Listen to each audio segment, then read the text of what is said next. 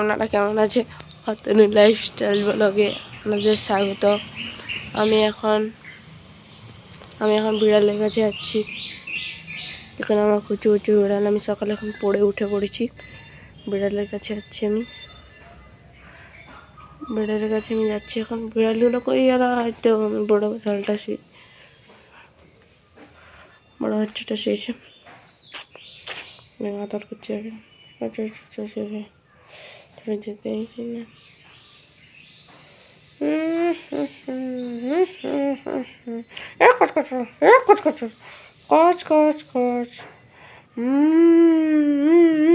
তখন মানে কত সুন্দর দেখছেন বিড়ালকে আমি দেখাচ্ছি আমার। দেখুন দেখুন বিড়াল, বুঝছেন বিড়ালটা বড় রোদ এলাকায় কি সুন্দর এভরি ওরা একদম ক্লিন লাগছে, ওরা একদম ক্লিন। আমার যে বাচ্চাটাকে দেখতে পাচ্ছি বন্ধুরা, আরে যাই রোদ পড়ছে বন্ধুরা।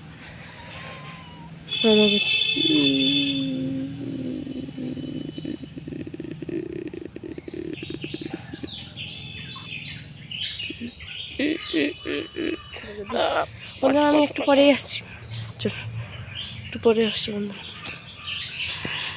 বাই।